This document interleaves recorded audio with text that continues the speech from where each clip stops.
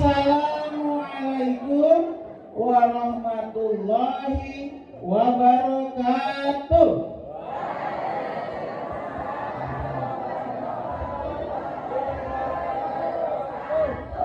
Baru semangat.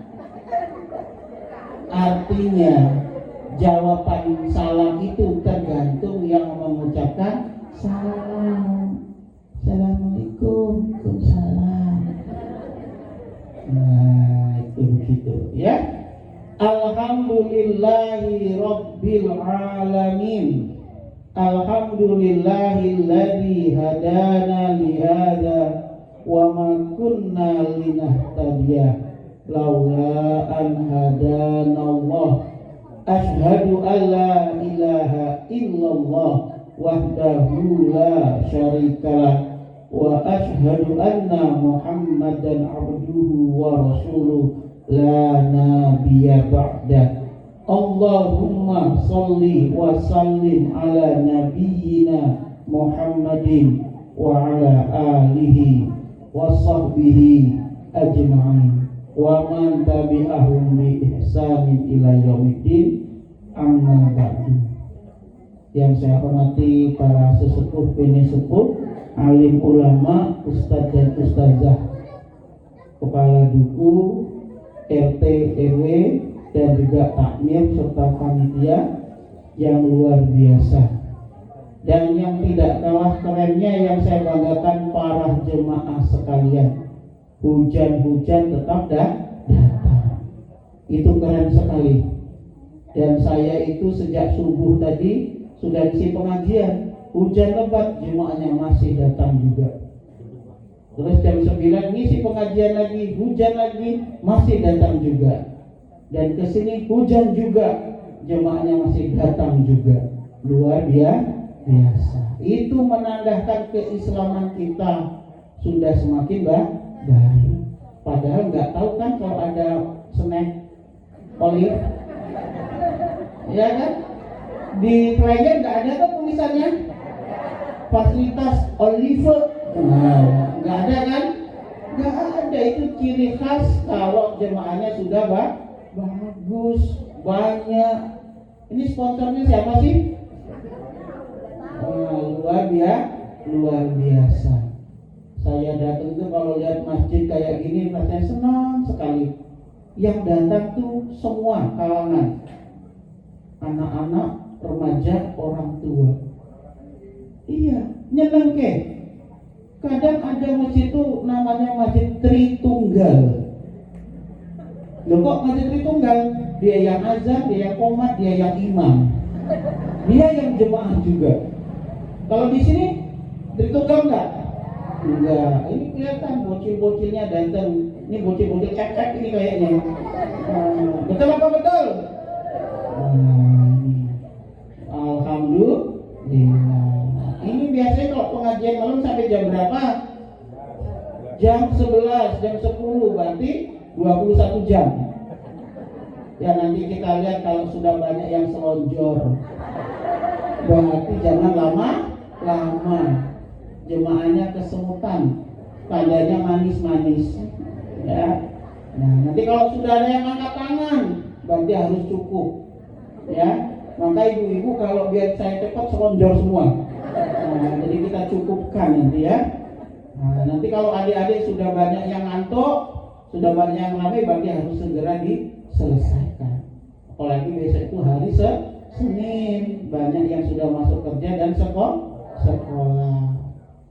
Salam dan salam tidak lupa kita haturkan kepada Nabi kita, Nabi Muhammad Sallallahu Alaihi Wasallam, beserta keluarganya, sahabatnya, dan kepada kita semua yang tetap setia kepada risalah yang dibawanya, yaitu dinul Islam.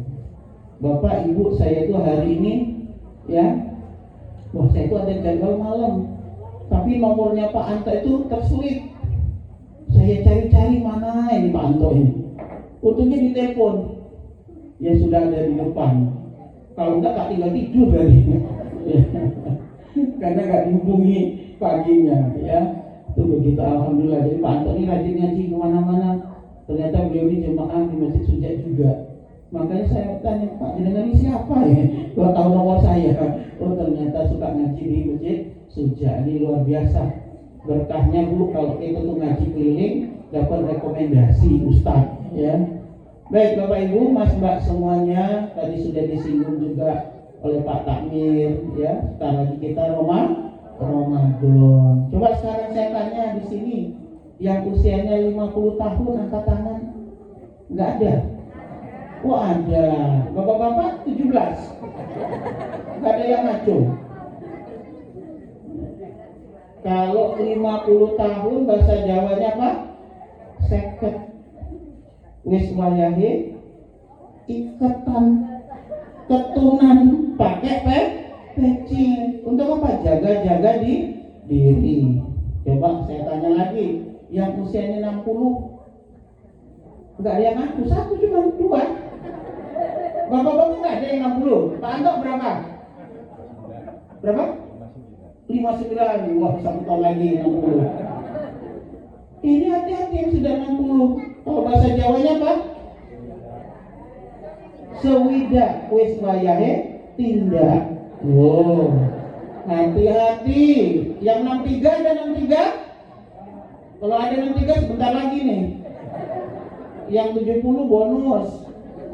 Tapi bukan berarti yang masih muda santai-santai. Kita bersyukur sebentar lagi ada bulan Ramadan. Maka kita diajari doa. Walaupun hadis ini dipermasalahkan, dikatakan lemah statusnya atau doa, tapi bagus untuk doa. Allahumma barik lana fi rajaba wa sya'bana wa balighna Ramadan. Yuk baca bareng-bareng. Allahumma barik lana fi rajaba wa sya'bana wa balighna Ramadan.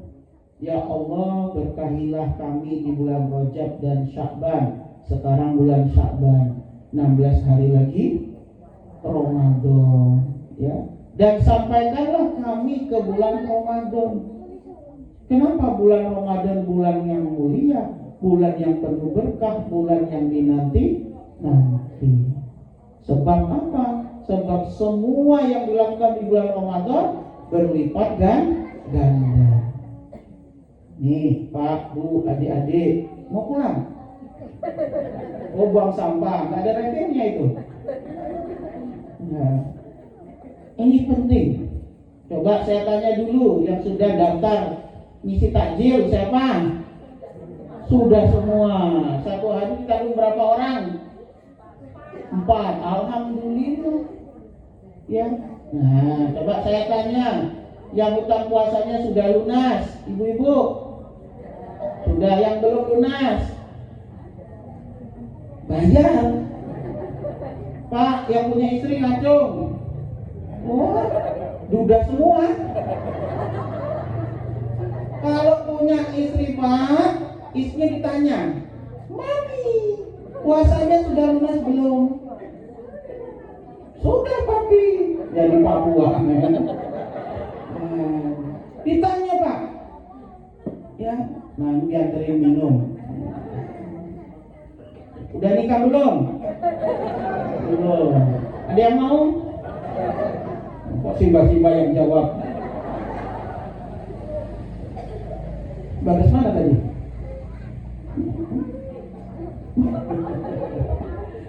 Pak, jenengan sebagai seorang suami bertanggung jawab kalau punya 1 istri perempuan, 2 anak perempuan. Ya, tanggung jawab ditanya, Bu, adik, kakak, mbak, ada nggak hutang puasa? Karena perempuan itu mesti ada hutangnya. Ya, oh ada Pak, udah lunas belum? Belum. Bayar sekarang. Iya, begitu, ya. Jangan dibiarkan Pak, karena ibu nanti lupa. Waduh, lupa ya Pak. Loh, belum bayar berapa hari Bu? 5 tahun yang lalu juga belum bayar. Maka ropolan Pak, tanggung jawab. Bapak juga tanya sama anak laki-lakinya, siapa tahu ada yang batal puasanya. penting Pak, karena puasa itu yang tahu hanya Allah dan pelaku. Maka dalam hadis qudsi dikatakan puasa itu untukku dan akulah yang membalasnya, yang memberi ganjarannya. Kenapa? Yang tahu orang itu puasa atau tidak hanya Dia dan Allah. Kalau kita Pak Bu bisa dibodohin, bisa dibohongi, anaknya pulang sekolah, Waalaikumsalam, loh Dek kok lemes? Puasa Bu. Bisa. Padahal dia di kamar mandi makan. Ibu, suaminya pulang lemes. Pak kok lemes banget? Namanya juga puasa Bu. Padahal belum pulang ke rumah hampir angkringan. Gak ada yang tahu kan? Halo? Ibu-ibu ini nih belanja ke pasar atau ke mall, ke amplas sampai rooftop lantai 5, muter tawaf, cuma lihat doang. Lapar, makan dia. Ditanya, loh kok makan? Dapat. Oh lagi dapat, masih enak, ada alasan, walaupun bohong. Tapi kalau laki-laki Pak, adik-adik, loh Pak kok nggak puasa, adik kok nggak puasa? Lagi dapat apa? Azab. Nah ini harus hati-hati Pak, ditanya anak suruh jujur Dek, kamu ada nggak batal puasa? Puasa terus Pak, tenangin. Itu buku snack di kamar itu punya siapa? Oh itu titipan teman Pak. Masa teman itu bungkus snack. Ya, nah ini penting karena sebentar lagi masuk Ramadan. Nah, Bapak Ibu sekalian, kenapa kok bulan Ramadan itu jadi bulan yang mulia, yang dinanti-nanti? Karena bulan Ramadan gak sembarangan orang bisa melakukannya. Karena ayat yang memerintahkan yang kita sudah hafal, Al-Baqarah itu, A'udzu billahi minasyaitonir rajim. Bismillahirrahmanirrahim. Ya ayyuhalladzina amanu kutiba alaikumus syiyam. Yang dipanggil siapa? Wahai orang-orang yang beriman. Jadi orang yang berimanlah yang akan terpanggil dengan puasa di bulan Ramadan. Maka itu jadi bulan mulia. Adik-adik pernah lihat ada orang siang hari makan di bulan Ramadan, padahal sudah gede-gede, udah bapak-bapak, mbak-mbak, ibu-ibu, padahal dia Islam. Pernah lihat?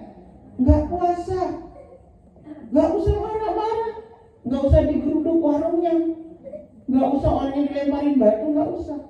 Saya ditanya, Ustaz nggak marah saat orang nggak puasa? Enggak. Kenapa Ustaz? Karena yang puasa itu yang dipanggil, dan yang dipanggil yang beriman. Dia mungkin Islam, tapi nggak punya iman. Maka beruntunglah besok Bapak Ibu Mas Mbak adik-adik kakak yang puasa. Artinya, ya dengan semua itu apa? Beriman. Nah, jadi nggak usah marahin orang nggak puasa. Kamu udah gede kok nggak puasa? Nggak usah, diamin aja, karena dia nggak beriman. Karena kalau kita tegur nanti jadi masalah. Kita negur anak itu orang tuanya nggak terima kan? Dadak ngurusin anak iwong, jadi marah. Nggak usah, ya. Karena yang dipanggil memang beriman. Maka beruntunglah kita nanti bisa masih berpuasa. Nah ini Bapak Ibu, ciri orang yang beriman terbukti dengan puasanya. Maka puasa itu harus dipersiapkan sebelum datangnya. Kalau orang itu mau berperang harus siap-siap sebelum perang. Maka sebelum datang bulan Ramadan, tinggal 2 minggu lagi kurang lebih, kita harus siap-siap. Yang pertama, apa yang disiapkan? Bayar hutang puasa. Kalau dia tidak berpuasa tapi disuruh bayar fidyah, misalnya orang yang hamil, menyusui, sakit yang menahun, kemudian orang tua yang tidak mampu berpuasa, kemudian pekerja keras, ini bayar fidyah, maka bayarlah fidyahnya kalau belum lunas.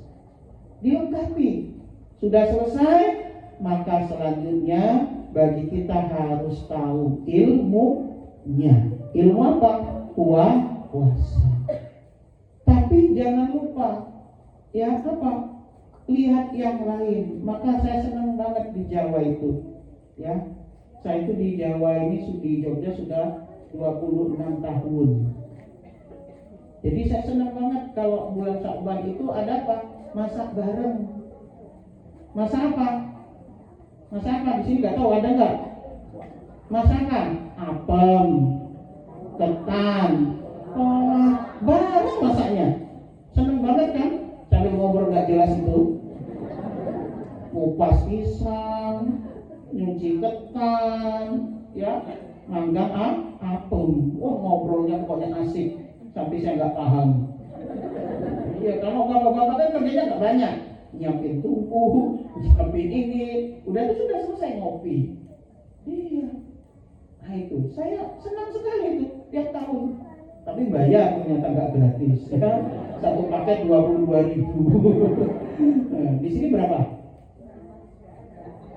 Nggak ada. Oh ya sudah. Saya ditanya, Ustaz apa hukumnya? Ya nggak apa-apa. Karena itu cuma simbol. Cuma simbol dan keakraban. Nggak masalah. Apem, ya maknanya apa? Afun.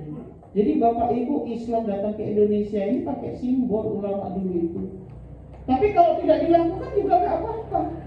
Maka saya tidak melarang di kampung saya itu, ya di Gedogewo itu. Silakan. Saya ditanya, Ustaz nggak apa-apa ini? Nggak apa-apa. Saya malah seneng kok. Ya apalagi nggak bayar. Yang bayar juga. Iya nggak apa-apa. Masak bareng. Asal jangan buat majelis baru. Majelis apa Ustaz? Majelis gibah. Sambil ngupas pisang gibahin orang.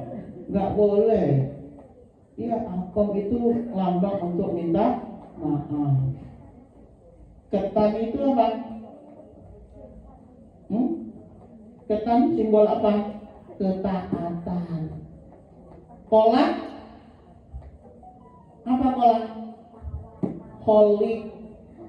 Dari kata kolako. Ingat kepada Sang Pencipta.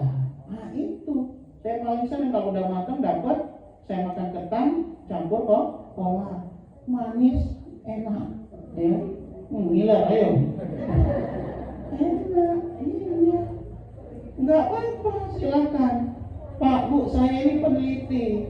Salah satu penelitian saya itu tentang jamasan Keraton Hadiningrat Yogyakarta Hadiningrat. Jadi saya meneliti jamasan pusaka. Semua pusaka keraton saya teliti. Nah, termasuk jamasan pusaka Trepa, jamasan gentong di makam raja. Itu saya teliti. Sebenarnya nggak ada masalah. Nggak ada masalah. Iya. Cuman orang yang nggak punya ilmu mempermasalahkan. Nah, itu begitu. Nah, nantilah satu waktu kita akan cerita itu. Saya cuma hanya menyampaikan pentingnya ilmu sebelum beramal. Sebelum masuk Ramadan, siapkan ilmunya supaya Ramadan itu mendapatkan la'allakum tattaqun. Ilmu apa? Satu, ilmu yang membatalkan puasa. Harus tahu ini apa yang membatalkan puasa. Harus tahu. Apa yang membatalkan puasa? Satu, makan. Dua, minum. Tiga, apa yang ketiga? Bahaya ini nggak tahu ini.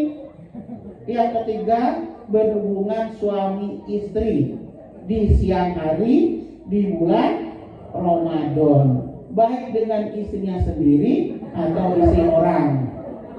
Ini harus dijelaskan. Istri orang yang nggak boleh. Halo? Selain itu nggak batal, kecuali ada tambahan baru. Apa? Merokok. Merokok batal Pak. Walaupun ada ulama mengatakan tidak, tapi saya lebih setuju yang batal. Kenapa? Karena merokok itu ternyata membuat orang menganggap dirinya itu sudah kenyang. Soalnya bapak-bapak yang merokok, saya itu lebih baik merokok daripada nggak makan, betul Pak? Menurut saya itu asam kalau nggak merokok. Nah besok puasa Pak, ya Itu jangan ngerokoknya di kamar mandi. Ya. Nah ini penting, ilmu paham apa yang membatalkan puasa. Makan, minum, sudah jelas. Adik-adik, hati-hati. Jangan sembunyi-sembunyi nanti makan diam-diam. Teman nggak tahu, ayah bunda nggak tahu, tapi Allah tahu. Nanti sambil wudu, umur-umurnya ditelan. Batal. Kurang-kurang. Gugut. Kamu minum keselak. Keselak kok rutin 5 kali sehari. Batal deh. Ya, maka kalau khawatir jangan dalam umur-umurnya atau cukup di depannya saja. Apalagi wah masuk semua itu batal. Ibu-ibu masak boleh nggak nyicipin masakan? Boleh, tapi cuma di lidah lalu dilepeh sedikit, nyicip itu sesendok. Nyicip rawon sendok dagingnya 2 potong, bukan nyicip doyan, nyicip terus dilepeh. Batal enggak? Karena tidak masuk ke kerongkongan. Nah itu enggak batal ya. Jadi harus tahu mana yang membatalkan. Waktu saya kecil itu enggak tahu saya apa yang membatalkan, sehingga saya senang kalau nangis batal puasanya. Maka saya bagaimana cara biar bisa nangis? Nangis, ngalir air mata, terus pulang ke rumah. Kenapa kamu nangis? Tadi jatuh, terus minum.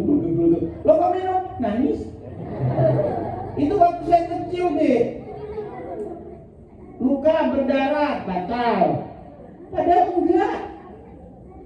Jatuh, digosrek sekalian, biar luka. Lo kok makan? Luka. Yang katanya yang ketiga waktu kami kecil karena nggak tahu ilmunya. Ya untungnya masih kecil, diampuni dosanya. Kentut di dalam air. Lah saya itu orang Palembang mandinya di sungai.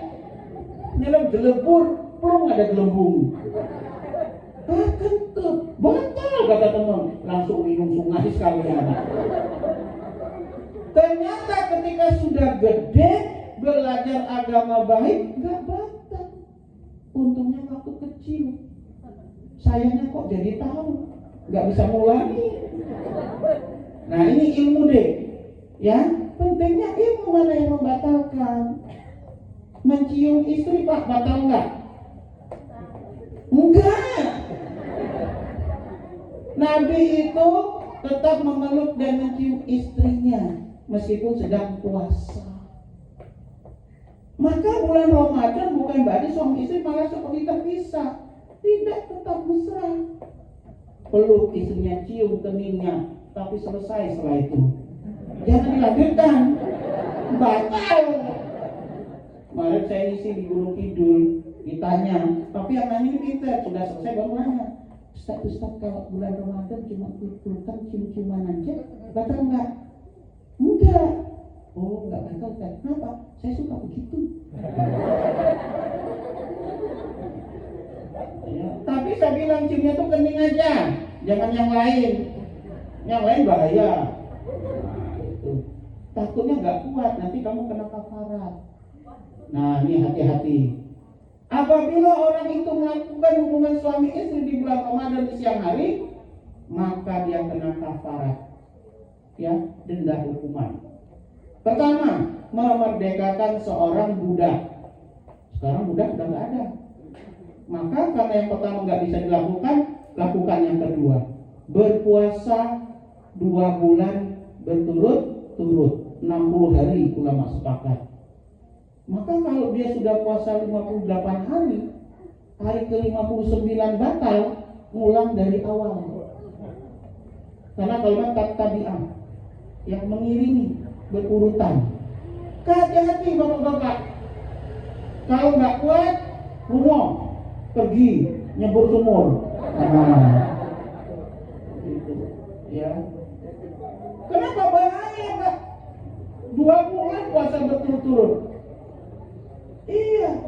Dan ini yang wajib membayar kafarat suami, bukan istri. Kenapa? Karena istri ada haid, nggak mungkin dia bisa 2 bulan. Kata ibu, asik nggak kena. Tapi jangan digodain bu, kan nanti yang kena bapak. Iya, ibu penggoda, berdosa kan godain orang.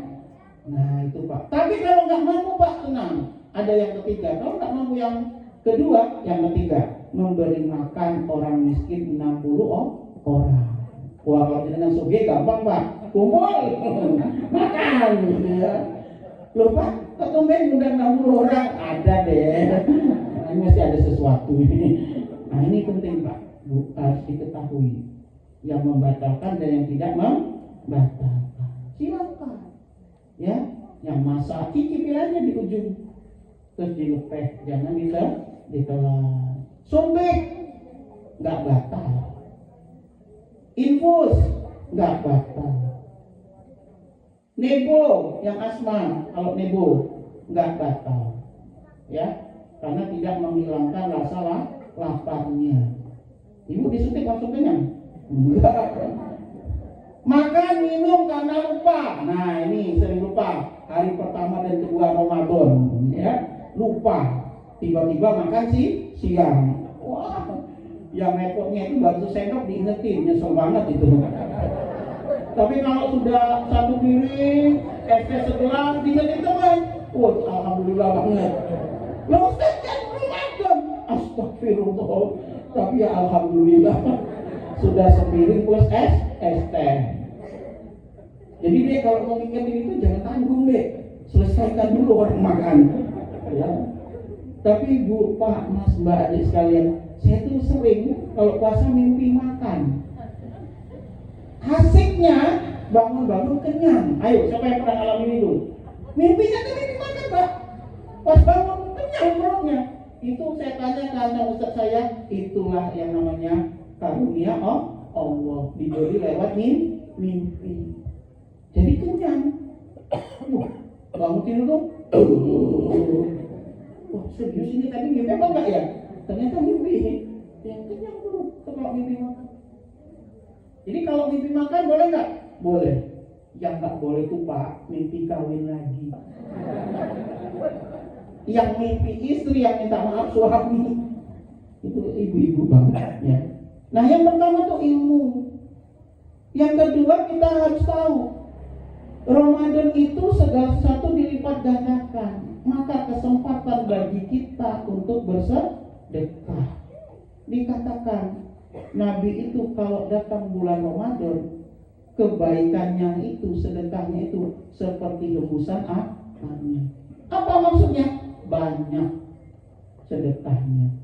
Maka Bapak Ibu yang sudah daftar takjil, bersyukurlah Anda diberi kesempatan oleh Allah untuk bersedekah di bulan yang mulia. Kenapa? Barang siapa memberi buka puasa orang yang berpuasa, maka dapat pahala seperti orang yang berpuasa itu, tanpa mengurangi pahala orang yang berpuasa. Maka jenengan kalau masih orang buka puasa, nyiapin berapa picis? 200 ditanggung 4 orang, berarti 1 orang 50 orang kan? Berarti jenengan nanggung 50 orang 1 orang. Berarti dia ngasih makan 50 orang. Jenengan dapat pahala 50 orang yang berpuasa. Masya Allah. Tambah lagi kalau jenengan sugih, itu kalau jenengan pernah buka puasa di Masjidil Haram atau Nabawi, biasanya ditambahin duit tuh kalian donatur. Dapat makanan, minuman plus uang 500 real. Masya Allah. 500 real itu sama dengan 4,5 juta. Ada yang mau kayak gitu? Masukin kontak makan takjil, kasih 2 juta. Mantap, langsung jual masjid. Silakan. Iya kalau ada yang mampu.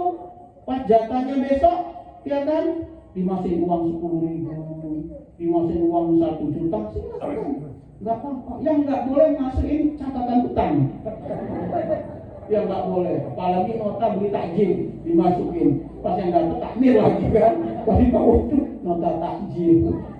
Berarti minta diganti. Silakan, ya. Pak Bu, di Irak ya, saya ingat betul. Di Irak itu punya kebiasaan kalau pas buka puasa, pintu rumah tuh dibuka. Sebelum Irak habis perang itu, dibuka pintu rumah. Jadi orang itu lewat, mau buka ke rumah siapa saja silakan, karena pintu rumah dibuka, nggak ada yang ditutup. Kenapa orang berlomba-lomba menunggu orang yang mau buka puasa di rumahnya?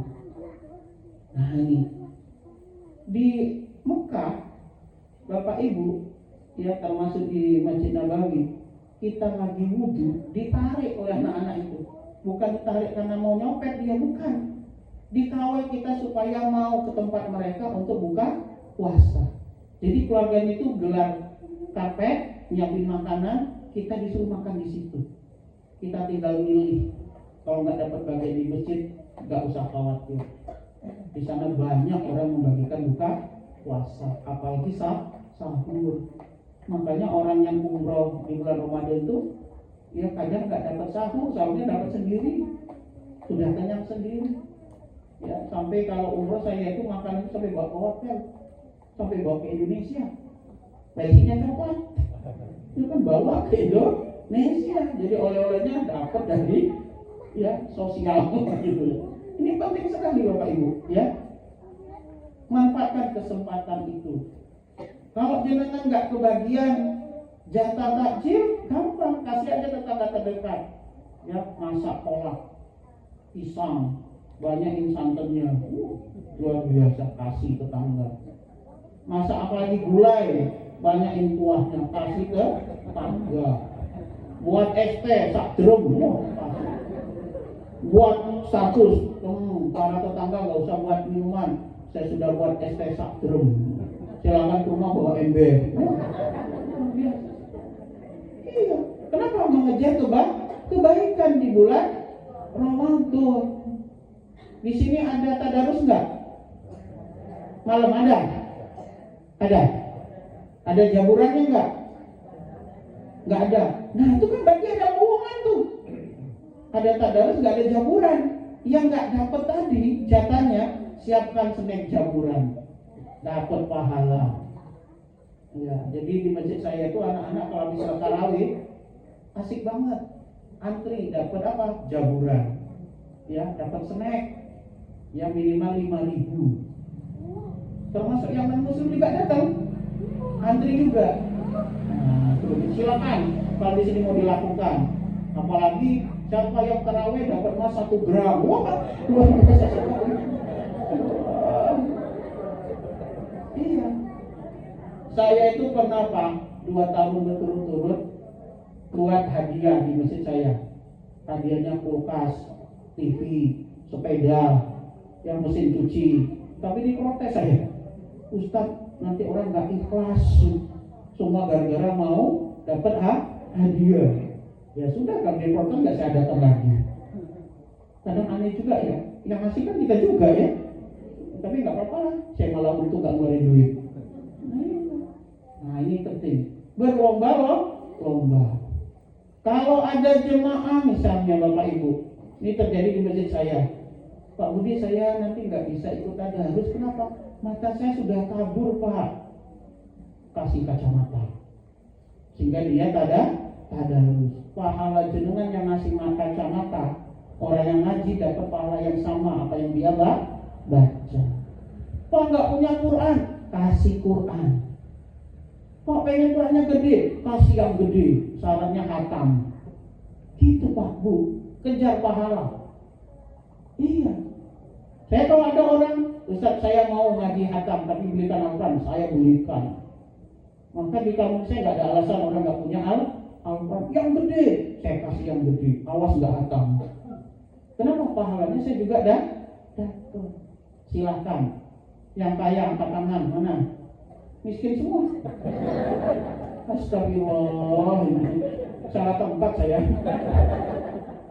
Motivasi miskin semua. Tolonglah ya yang kaya-kaya tanya, siapa yang mau tadarus? Alasan apa? Qurannya kurang gede, belikan. Mata saya nggak bisa lihat, belikan kacamata. Pahala kita luar biasa Pak. Iya. Halo? Ini diam-diam merencanakan atau gimana? Jadi gak ada alasan tidak khatam Quran di kampung kita. Gak boleh. Pak Budi saya baru ikro, ngaji ikro. Pak Budi saya malu kalau ngaji ikro di masjid dilihatin orang. Tetap datang ke masjid saat tadarus, nyiapin teh, nyuci gelas, mati lampu masjid, tetap berkontribusi. Nah, gitu tuh. Sehingga Ramadan kita bermanfaat. Khairun nas anfa'uhum linnas. Sebaik-baik manusia adalah yang paling bermanfaat. Enggak ada alasan. Pak, saya duit enggak punya. Ya kan, mau bantu lewat senyum udah capek senyum terus. Mau ngaji saya enggak bisa. Apa yang bisa saya bantu? Gampang. Setiap habis tadarus kamu yang bersihin masjid, nyuci gelas habis tadarus, matiin lampu. Nah itu gitu tuh. Ada yang datang, Pak Budi, apa yang bisa saya bantu untuk Ramadan, tapi jangan mahal-mahal. Wah gitu. Saya suruh, kamu lihat lampu masjid itu sudah redup semua. Ya Pak, ganti semua lampunya dengan yang baru. Maka kamu sedekah jariah. Pak Budi, apa yang bisa saya bantu di masjid, Pak? Mahal dikit nggak apa-apa, tapi jangan sampai 1 juta. Oke, bayarin listrik masjid. Iya, gampang. Bayarin listrik masjid. Pak Budi, saya lagi dapat rezeki banyak. Apa yang bisa saya bantu untuk masjid? Gampang, beli takmir seragam. Oh, enak kan? Gitu, Pak. Ayo, siapa lagi yang punya simpanan emas? Pak Budi, saya punya emas 10 kilo. Apa yang bisa bantu untuk masjid? Kasih semua jemaah sarung sajadah kena baru. Gitu caranya. Supaya apa? Ramadan kita berkah. Bayangkan dipakai sholat kan? Selama dia sholat dapat pahala. Gitu Pak. Nah ini ya. Halo? Ini diam-diam lagi ngitung emasnya ya. Di rumah ada berapa kilo gitu? Ya bagus. Kenapa kalau kita tidak memperhatikan itu Bapak Ibu Mas Mbak Adik semua, maka nanti kita bisa kena hadis Nabi yang ini. Kamil so'imin laisa lahu min siyamihi ilal ju' wal atos. Apa kata Nabi? Berapa banyak orang yang berpuasa tapi dia tidak dapat apa-apa dari puasanya kecuali hanya lapar dan dahaga. Halo? Ditanya kosong Mas? Kosong. Apa kosong? Puasa dia. Tapi apapun dia lakukan, baik buruk dia lakukan. Maka hati-hati, harus punya ilmu. Puasa itu wajib, tapi ingat sholat juga wajib. Terawih. Gimana sih ngomongnya? Terawih. Ingat nyuruh orang terawih. Jangan lupa sholat maghrib. Loh. Halo. Ayo nak cepat nak terawih, nak berangkat nak. Lagi ada misa. Anaknya belum sholat maghrib. Ingat Bu, ada sholat maghrib sebelum terawih. Ini diam-diam tersinggung atau gimana? Diam semua ini. Banyak kan terjadi kayak gitu, percaya nggak? Gayanya bukber nih yang muda-muda, yuk bukber. Ya, alumni SD, alumni TK, kumpul semua bukber. Ternyata nggak sholat maghrib. Saya pernah protes salah satu hotel itu. Saya mengadakan bukber di sana, tempat sholatnya kecil banget, cuma 3 orang. Saya bilang, kamu ini gimana? Mana manajernya? Dipanggil manajernya, Pak, tolong dipikirkan, yang buka puasa ini muslim semua, ada kewajiban sholat maghrib. Kalau musola cuma 3 orang, kita makan ratusan, kami nanti lupa nggak sholat semua. Disiapkan salah satu ruangan untuk tempat sholat. Kalau nggak, besok saya umumkan di boykot hotel ini. Saya sebarkan di sosmed, nggak usah buka di sini, nggak ada tempat sholat. Iya Pak, nanti saya bilang. Saudaranya itu bapak saya nggak tahu. Iya. Lalu saya tes minggu depannya, saya buka di sana. Sudah ada ruangan yang disewakan, yang bisa disewakan jadi tempat sholat. Apalagi dek, kalau buka puasa teman-teman pilih yang ada tempat sholat. Ingat, sholat itu wajib, puasa juga wajib. Jangan mendahulukan puasa tapi yang sholat yang wajib tidak dikerjakan. Orang kita ini aneh Bu di Indonesia nih Pak, Mas, Mbak. Sholat tuh macam-macam. Ada yang sholat tuh setahun sekali. Sholat Id. Ada orangnya di sini. Datang. Cuma setahun sekali cuma sholat Id. Kalau 2 kali Idul Adha. Khotib belum turun dari mimbar berarti jangan keluar dia. Kenapa? Ada tamu. Siapa tamunya? Masya Allah. Ada lagi yang sholat itu cuma sebulan selama setahun. Cuma taraweh. Itu pun dicampur malik sendal. Loh Bu, saya ini pernah kehilangan sendal 2 kali. Sholat taraweh itu sudah ceramah hilang sendal pula. Takmir cuma nanya, hilang tak sendalnya? Iya, tak kira mau diganti, cuma nanya doang. Mana amplopnya nggak sepadan dengan sendal. Luar biasa, tolong sendal saya diamankan Pak.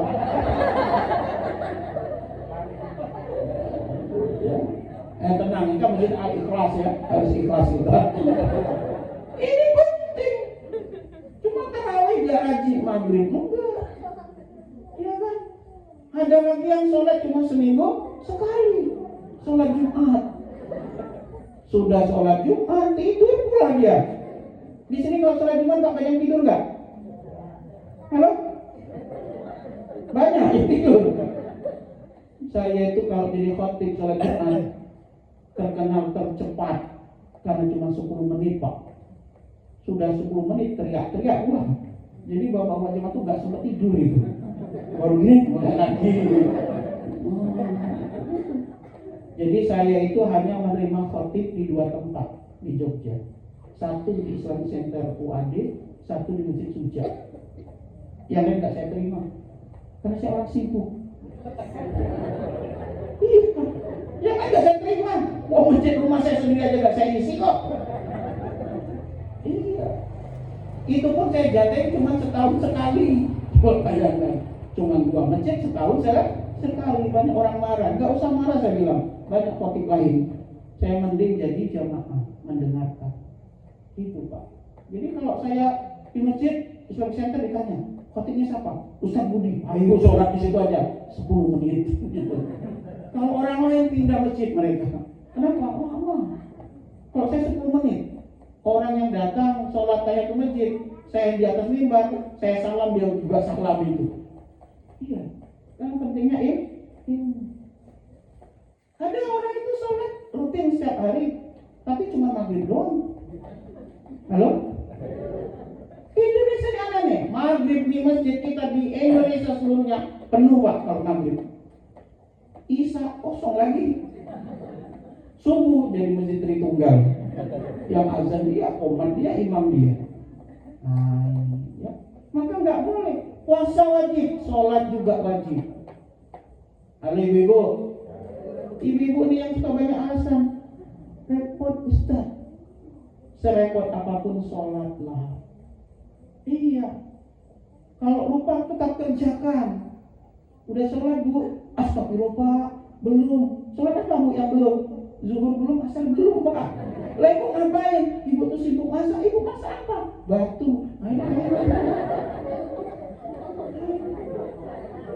Sesibuk apapun sholatlah.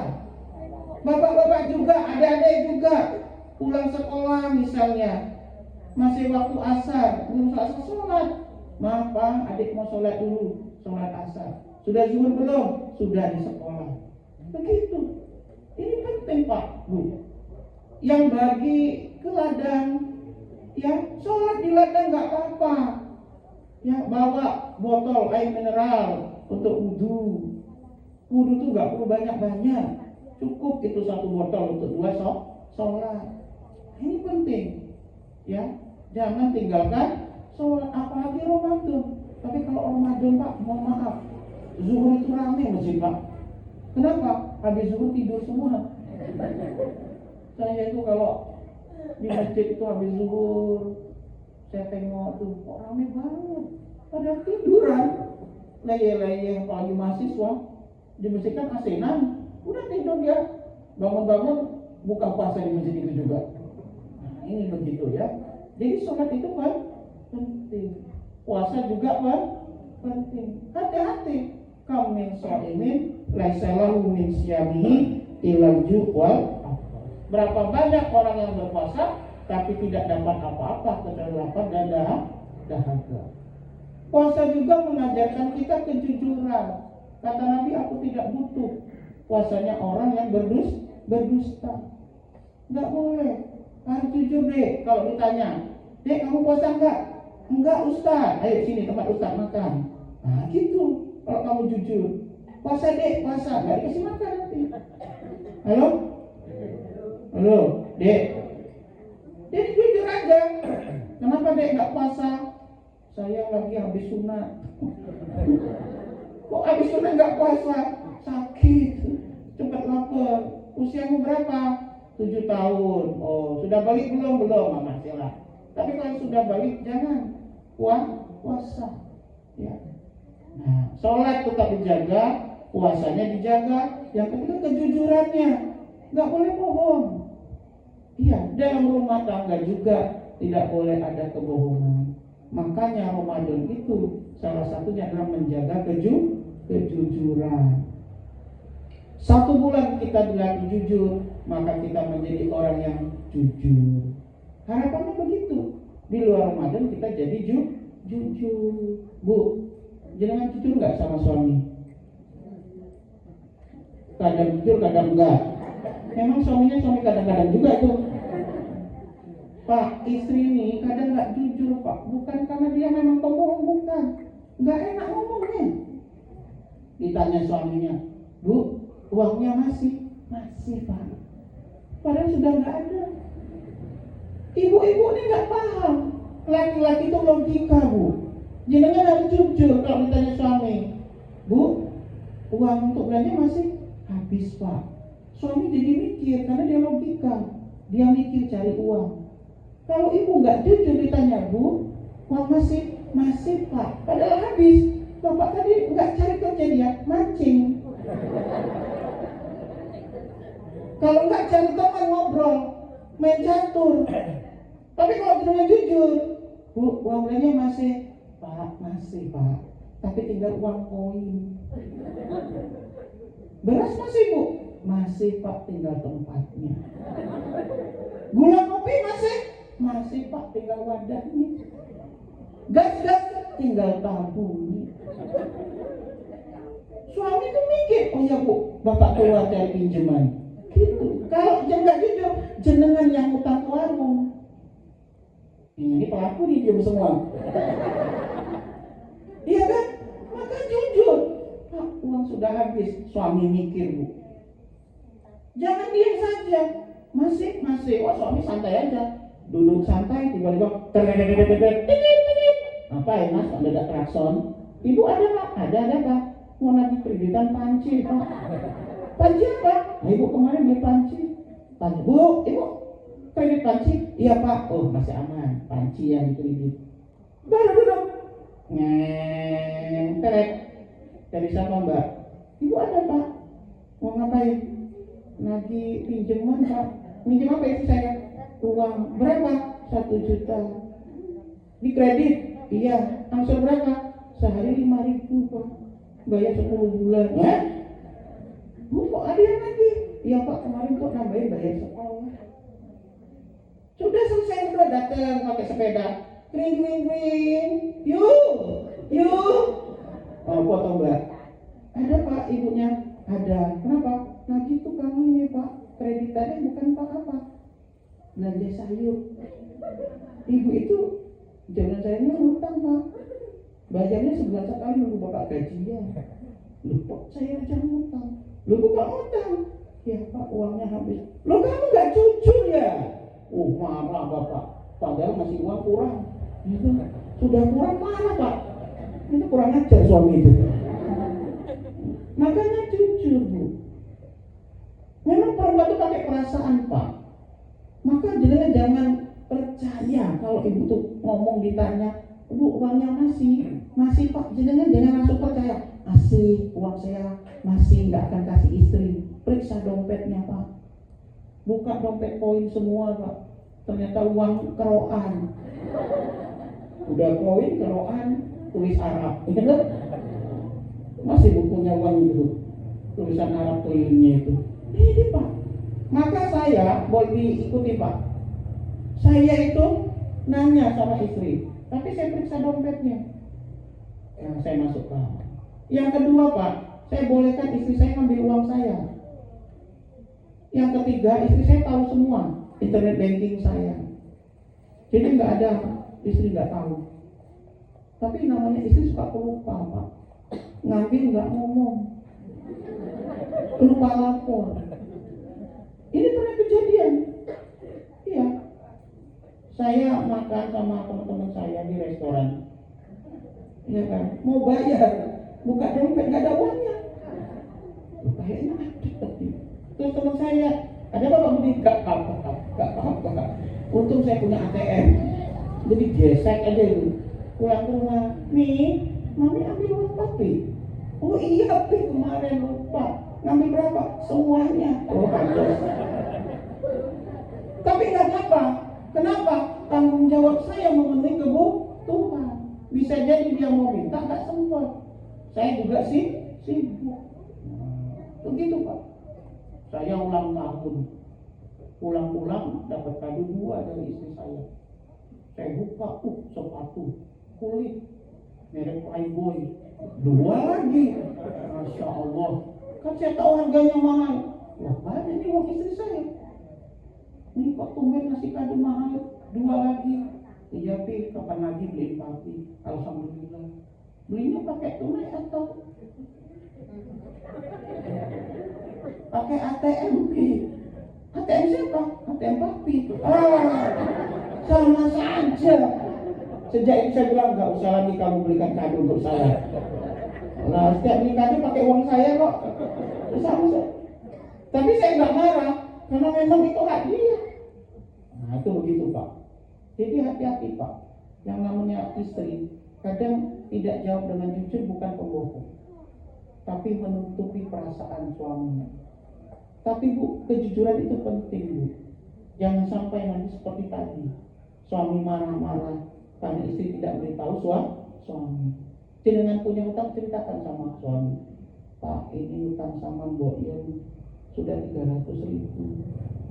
Ibu mau hutang lagi enggak? Itu. Suami nanti mikir. Ya kan, tadi dia jual jam tangannya, jual kepalanya. Bapak juga harus jujur Pak. Ketika istri minta macam-macam, istri pulang pengajian, Pak, tadi itu ada Bu Khadijah. Kenapa Bu Khadijah? Bu Khadijah itu Pak mau kenanya Pak, tadi ditanya 1 juta. Terus Pak dia punya cincin baru. Pak jenengan tanya sama istri, Ibu mau kena baru sama cincin emas? Enggak Pak, cuma cerita. Itu bohong Pak. Ceritanya istri kepada suami namanya proposal.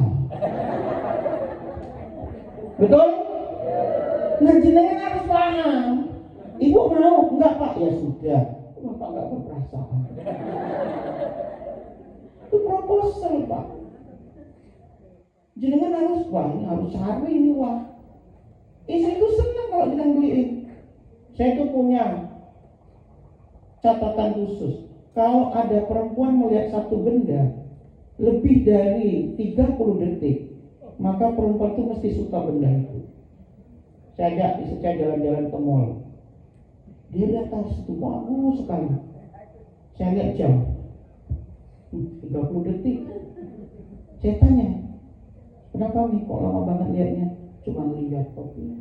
Kepengen, tas mami sudah banyak, lemari udah nggak cukup. Ya sudah, jalan-jalan terus makan. Pas makan saya izin, nih, tapi ke belakang. Ya, saya ke belakang ke toko tadi, beli tas itu. Nah, beli tas itu. Ya, dia nggak tahu. Sampai rumah kami punya kebiasaan, jangan masuk kamar kalau belum mandi, belum ganti baju. Dia ke kamar mandi duluan.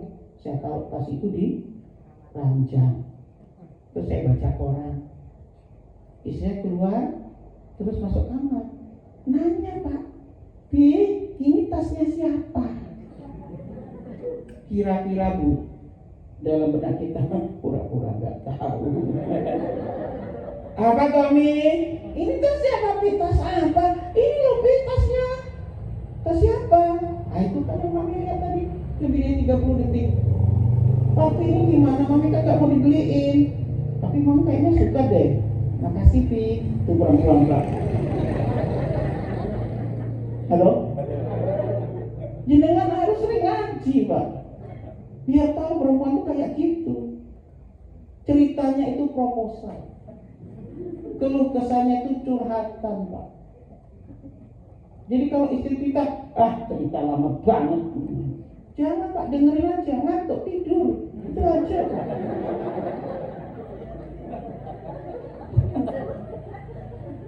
Halo? Ibunya tampak senang sekali. Ini penting. Dengan anak jujur Pak. Anak minta, Pak, adik minta dibeliin motor baru. Kalau jenengan nggak mampu Pak, jangan paksakan diri. Dek, Bapak cuma mampu beliin motoran remote. Kalau motor yang kamu maksudnya di brosur itu, Bapak nggak punya duit. Tunggu Bapak nabung. Kalau kamu nggak mau, marah tak coret dari kakak. Iya. Orang tua tuh kadang nggak jujur dengan kondisi. Anak juga nggak jujur, orang tuanya kerja apa. Dek kalau mau minta sesuatu lihat orang tua kerja apa. Saya sebagai dosen Bapak Ibu, kalau lihat ada mahasiswa HP iPhone 17 baru keluar, dia punya, saya panggil. Nanti saat selesai kuliah kamu ketemu saya ya.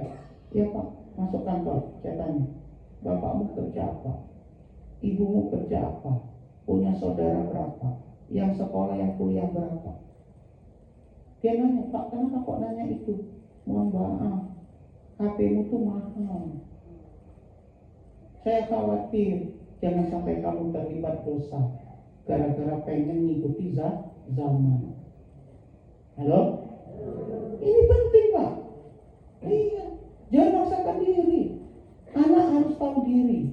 Orang tuanya siapa? Dek, ingat, orang tuanya itu siapa? Sultan atau Sultan? Paham? Jangan lihat teman punya HP, ikut beli HP. Teman beli motor, ikut beli motor. Teman punya pacar, ikut punya pacar. Teman kawin, ikut kawin. Jangan. Nggak usah. Enggak, kita harus jujur dengan kondisi Pak. Anak harus diajari. Anak saya tuh merengek-rengek, beli ini, beli ini, beli ini. Ya, ini anak saya tadi merengek-rengek minta dibeliin perosotan. Mau taruh di mana? Kalau taruh di halaman, mertua saya nggak setuju, nggak rame pada main di situ. Beli ayunan mau taruh di mana? Nangis anak saya Pak. Kita jelaskan, ayo sekarang ikut keluar. Taruh di sana. Nanti teman-temanmu datang semua. Kalau utimu bubuk, terganggu, betul nggak? Betul Pi. Kalau taruh di rumah, nggak muat. Mau taruh di loteng. Nanti kalau mau main ke Taman Pintar aja, diantar kok, dekat rumah kok. Rumah saya kan di Gedong Gewo. Nggak sampai 5 menit ke Taman Pintar, cuma parkir 2.000. Nah, puas lo main perosotan di situ. Iya. Dia main anak saya. Maka kita harus ajak komunikasi Bapak Ibu. Istri Pak yang minta sesuatu yang jenengan nggak mampu sampaikan. Kadang istri itu, Pak, coba Pak si A itu kerjanya lebih rendah dari Bapak, tapi punya mobil. Bapak jabatnya tinggi, mobil nggak punya. Itulah yang menyebabkan suami akhirnya korupsi. Halo? Jangan enak-enak. Di belakang laki-laki sukses ada wanita hebat. Wow, biar suami takut polisi nggak mau. Di balik jeruji laki-laki ada wanita yang merengek-rengek minta dibeliin. Harusnya gitu juga tuh. Halo? Nah ini jangan Bu, harus jujur. Suami kita itu jualan apa? Kalau suaminya jualan cilok, jangan aneh-aneh. Nanti mata jenengan dicolok, tau nggak? Halo? Ada mahasiswi nanya, Ustaz, boleh nggak kalau kita minta mahar yang besar? Boleh, asal kamu tahu calon suamimu siapa. Kalau calon suamimu sultan, mintalah yang banyak. Rumah dengan kamar 1000, mobil 4, iya kan, emas 10 kilo, silakan, asal sultan. Oh, tukang cilok matamu dicolok pakai tusuk itu. Jadi harus jujur. Puasa itu ngajarin kita jujur, sesuai dengan kondisi, sesuai dengan kemampuan. Kalau nggak mampu, berdoa kepada Allah supaya dimampukan. Apalagi bulan Ramadan. Ya, apa kata Nabi? Ya, di bulan Ramadan doa itu dikabulkan bagi orang yang berpuasa selama dia berpuasa, belum berbuka. Maka Bapak Ibu, Mbak, adik kakak, di bulan Ramadan perbanyaklah doa.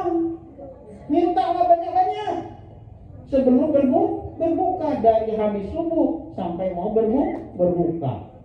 Minimal habis sholat fardu, zuhur, asar, doa banyak-banyak. Mau minta apa, Pak?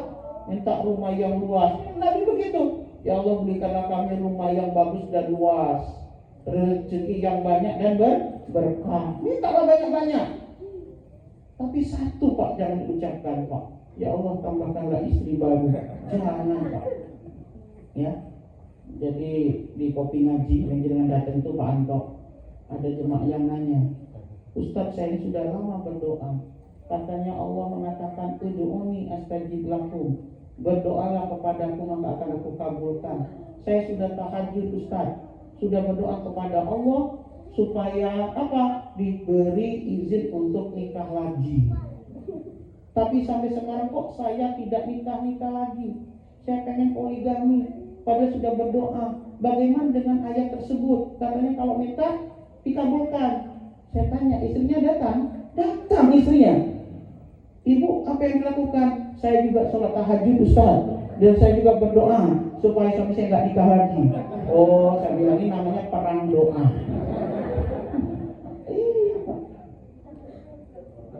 Ya, maka berdoalah banyak-banyak di bulan Ramadan. Tempat kita berlatih jujur, tempat kita banyak minta apapun, tapi yang baik. Nah, mulai dari habis subuh sampai hendak berbuka, mintalah. Itu berkahnya Ramadan, ya. Nah ini Bapak Ibu, jam berapa sekarang? 9:30. Sudah ngantuk? Sudah ada yang selonjor. Ya, berarti ini tandanya harus segera selesai. Nggak apa-apa Mbak, nggak apa-apa. Selonjor itu nggak apa-apa.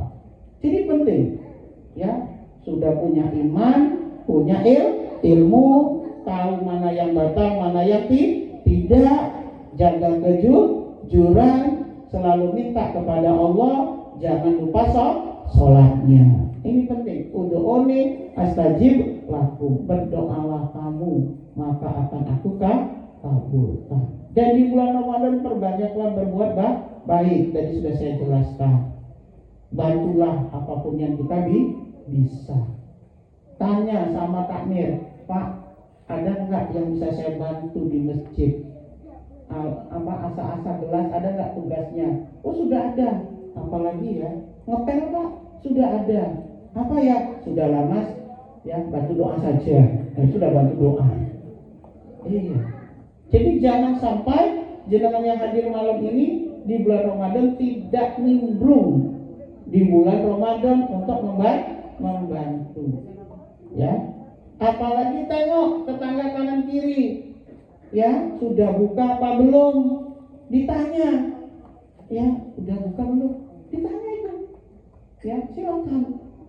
Saya tuh punya catatan warga, padahal saya bukan RT RW Pak Bu. Semua kepala keluarga plus anggotanya saya catat. Saya kasih stabilo. Hijau sudah mampu, kuning miskin, merah fakir. Fakir itu apa? Dia tidak punya pekerjaan tetap, serabutan. Kasih stabilo merah. Kuning, dia sudah kerja tapi tidak mencukupi kebutuhan. Maka kalau saya mau kasih, mulai dari yang merah sama yang kuning, itu yang didulukan. Nah, maka saya punya kebiasaan kalau makan tuh sebelum maghrib, sehingga selesai maghrib sudah selesai makan, dan lauk sayur yang masih ada kita kasihkan sama tetangga, bukan sisa Bapak Ibu. Karena kalau ngambil sayur saya pakai mangkok kecil, sehingga tidak merusak mangkok besar. Ngambil sambal nggak pakai tangan, langsung ceplok, pakai sendok, jadi bukan dibilang sisa. Nah, jadi dikasih ke tetangga. Yang mana? Yang terdekat, yang warna merah dan kuning. Sehingga tetangga saya itu ada yang hafal. Habis isya biasanya dia mondar-mandir itu. Kalau dia memang lagi butuh, tapi nggak minta Pak, Bu, bagus kan? Nggak minta dia. Lewat Pak Budi, ya mau kemana? Mau ke sana, oke. Lewat lagi, Pak, ya. Dua. Lewat lagi, saya masuk. Dek, masih ada nggak? Oh, masih masuk Pak. Mau bagikan bungkus-bungkus. Siapa tahu dia lewat lagi. Ternyata lewat lagi yang keempat. Mbak, sini. Ini mohon maaf, ini ada sedikit makanan. Apa Pak? Ya tunggu dulu. Sudah makan belum? Sudah Pak. Ya nggak apa-apa, yang mau ya Pak dikasih ya. Bungkus semua lap-lap itu. Tadi saya bagiin sate. Lagi mana nggak bagiin sate? Malam itu saya dikirimi sate. Terus dikirimi ikan. Pagi tadi ngisi pengajian dikirimi sate lagi. Ini kayak tukang sate saya. Itu tak bilang nih, bungkus semua itu nggak ada yang mau makan, kita sudah makan semua. Ya bagiin. Jadi dapat 1 ikan, dapat 10 tusuk sate. Nah, dibagi untuk 6 rumah. Dikasih. Dikira apa? Saya ulang tahun. Padahal itu dikirimin orang. Tapi nggak tahu kok temanya sama. Ikan bakar dan sate. Itu luar biasa. Apalagi kalau Natal Pak, Bu. Rumah saya itu paling banyak hadiah dari orang-orang non-muslim. Boleh nggak terima hadiah dari orang non-muslim? Boleh. Yang nggak boleh itu ikut Natalan. Iya, tapi kita dikasih Pak. Boleh Pak, dalam Islam boleh. Ya, kita dikasih itu boleh. Karena nggak ada urusannya dengan akidah kita. Dikasih. Ulama membolehkan. Nah itu kenapa? Kalau lebaran saya kasih mereka. Jadi kalau lebaran saya kasih mereka yang non-muslim. Tempat saya itu kan banyak yang non-muslim. Saya kasih. Maka ketika mereka Natal juga ngasih saya. Tapi ngasihnya biasanya 3 hari, 2 hari sebelum Natal. Saya sampai hafal itu. Dan kayaknya mereka sepakat itu. Tahun lalu Pak, brownies. Semua orang ngasih brownies tuh. Jadi rumah saya tumpukan brownies. 2025 telur. Bayangkan itu setiap orang ngasih 1 kilo telur Pak. Bisa gatal-gatal saya. Akhirnya apa saya bagi ke tetangga. Tetangga itu sampai bilang kok emang Pak Budi sendiri yang dikasih. Karena kalau lebaran saya ngasih. Gitu, enak aja mau dikasih gak mau ngasih. Ya gak ada hukumnya. Iya. Jadi kalau lebaran saya ngasih ke teman-teman tetangga yang Katolik itu. Saya kasih ketupat, opor, sambal ati. Nanti pas mereka Natal ngasih juga. Nah mereka kan tahu kalau dikasih daging nanti saya mikir kan, mesti dipikir, waduh pakai bismillah enggak, ya kan? Mending dikasih daging utuh, telur. Itu telur itu kan daging utuh Bu.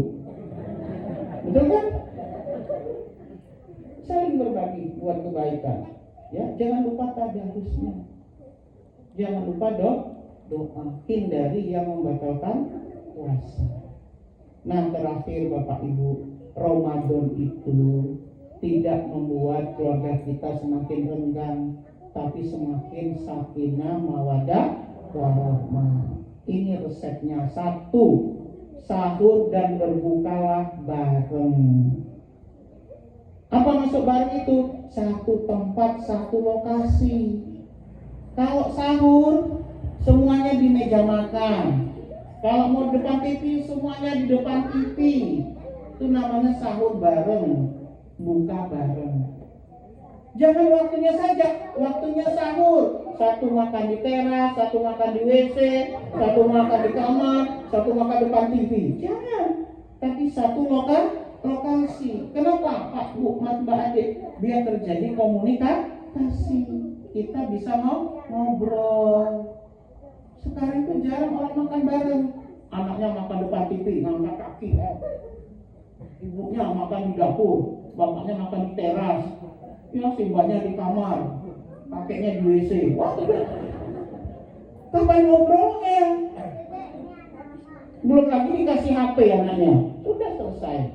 Ya, sambil makan ngobrol, sambil mendidik anak. Saya ingat betul Pak, Bu, kalau makan sama saudaramu makan bareng. Ketika lagi makan, nggak boleh ngobrol kalau makan. Nah, gitu. Jadi pakai makan langsung nggak boleh ngobrol dulu, semua makan. Terus saya kan suka goyang-goyang kaki ya, goyang-goyang kaki. Budi, kakinya jangan goyang. Kita diatur itu. Makan. Kalau makan jangan ngecap. Diatur kita, Pak. Makan. Ngambil yang terdekat, jangan ambil yang jauh. Kalau jauh ngomong, minta tolong. Jadi diatur anak itu akhlaknya, adabnya. Jadi ada komunikasi. Gimana kamu tadi sekolahnya kemarin? Ngobrol orang tua. Jangan cuma ngobrol anak minta uang saja. Ada komunikasi. Kemudian kalau mau buka puasa bareng. Apalagi bulan Ramadan, Pak. Di sini kalau buka puasa jam berapa? Pas azan, Dok? Buka puasa pas azan. Kalau pengajiannya ada nggak? Nggak ada. Jam berapa? Jam 5. Maka Pak ajak istri, ajak anak ke masjid bareng buka puasa 1 bulan full di masjid. Jangan absen, Pak. Kenapa? Buka puasa bareng. Ustaz, malu. Masa sebulan makan di masjid terus? Gak usah malu. Orang sudah menyiapkan. Gak enak, Ustaz, tiap hari ke masjid buka. Kalau gak enak di tempatmu, cari 7 masjid yang buka puasa. Di jadwal Alifah Senin, Selasa Muhajirin, Rabu Muttaqin, ya, Kamis Al-Munawaroh, Jumat Mukhlisin, ya, Sabtu apalagi At-Taqwa, ya, hari Minggu An-Nur. Sudah 7 hari di jadwal. Muter kan, jadi nggak malu kan? Sehingga hemat. Bisa beli baju baru, nggak perlu kredit. Di samping itu jalan ke masjidnya sambil gandengan tangan. Pak Anto kapan terakhir gandeng istrinya? Mana istrinya Pak Anto? Ada nggak? Mana istri yang pertama? Mana? Kapan terakhir digandeng Bapak? Hah? Oh tadi, pas naik tangga. Penting nih adik-adik, Mbak Mas, gandeng tangan orang tuanya, suami istri gandengan. Kenapa? Ketika tangan itu bergandengan, maka ada hormon, ya, oksitosin, dopamin ngalir, jalan, ya. Apa hormon kebahagiaan, hormon cinta, dopamin. Sehingga apa yang terjadi? Orang sambil jalan sambil gandengan, hatinya terpaut keduanya. Sehingga Nabi mengatakan, barang siapa ada 2 orang yang berjabatan tangan, maka dosanya akan berguguran sampai tangan itu berpisah. Bayangkan dari rumah sampai masjid gandengan terus. Gugur dosa antara suami istri, gugur dosa antara orang tua dan anak. Maka muncullah kasih sayang. Halo? Siapa yang datang ke sini bareng suaminya? Nanti pulangnya gandengan. Adik-adik yang datang sama orang tuanya ada gandengan. Yang belum nikah jangan asal gandeng. Apalagi yang janda. Gandengan supaya terjalin yang namanya hormon cinta dan kasih sayang dan diampuni dosa. Tetap mesra, dijaga. Pulang gandengan lagi. Kalau pergi dari rumah, Pak, Bu, jangan lupa Ibu saling tangan, suami cium. Anak-anak cium tangan papanya, ibunya yang mau pergi. Suami peluk istri, cium keningnya. Halo Pak, ini diam-diam nggak pernah nih. Iya, saya begitu. Dan itu dicontohkan Nabi. 5 kali saya pergi dari rumah hari ini. 5 kali saya peluk istri saya dan saya cium. Kenapa? Kalau dilihat anak Pak, Bu, anak jadi adem hatinya. Lihat orang tuanya bahagia. Jangan anak di rumah piring terbang, gelas terbang. Anak stres. Di samping itu Pak, Bu, kalau orang itu berpelukan 6 detik hasil penelitiannya. Jadi memeluknya tuh minimal 6 detik.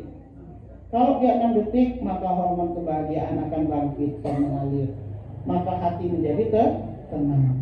Maka saya kalau meluk istri saya 6 detik Pak. Kadang saya goyang 1, 2, 3, 4, 5, 6 supaya tepat 6 detik. Anak saya lihat senyum-senyum itu. Yang repot dilihat tetangga.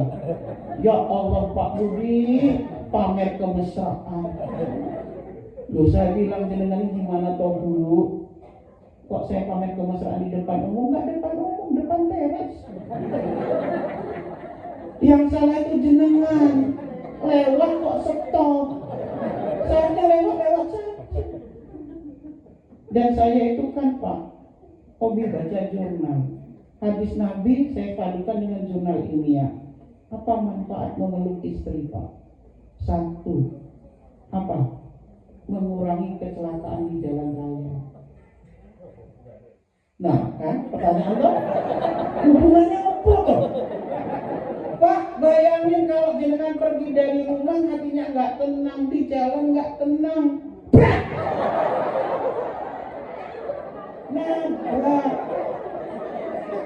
Nah, makanya mic jangan bagus-bagus amat lah.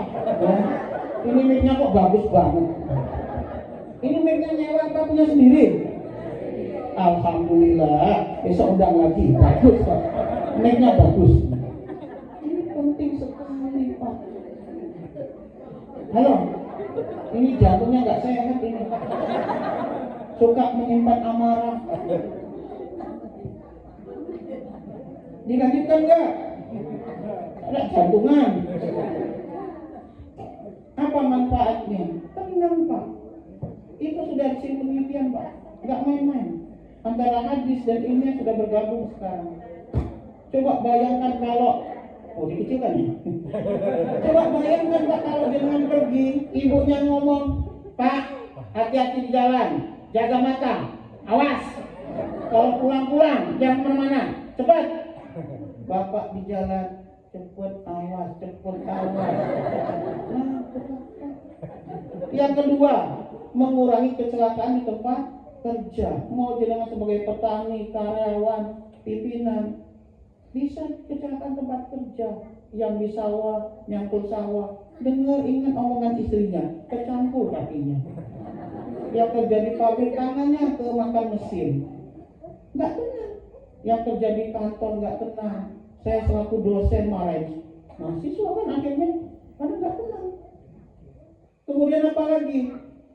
Ya, kalau dia itu memeluk istrinya, meningkatkan prestasi di tempat kerja, hatinya tenang Pak, Bu, sehingga dia bekerja bisa bagus.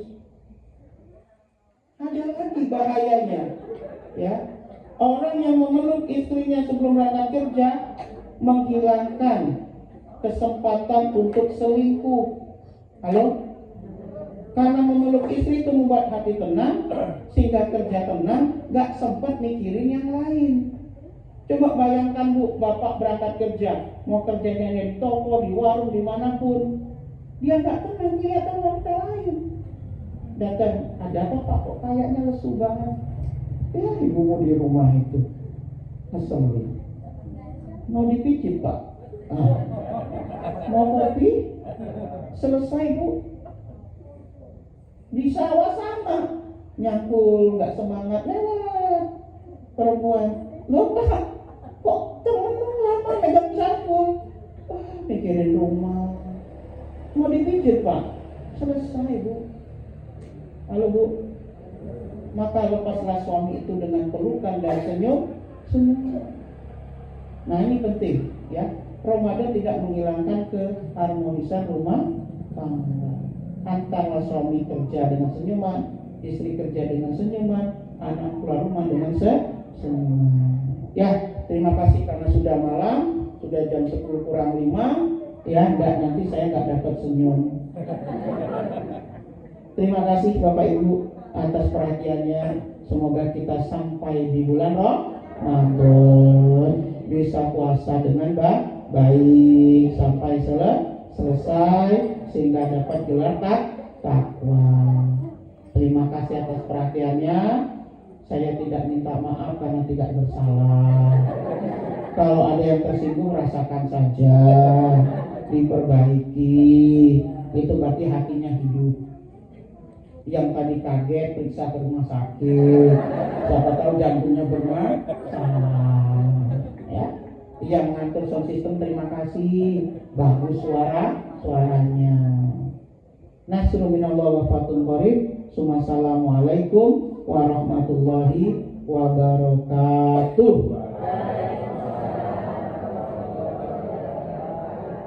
Saya langsung pamit, nggak sendal saya hilang.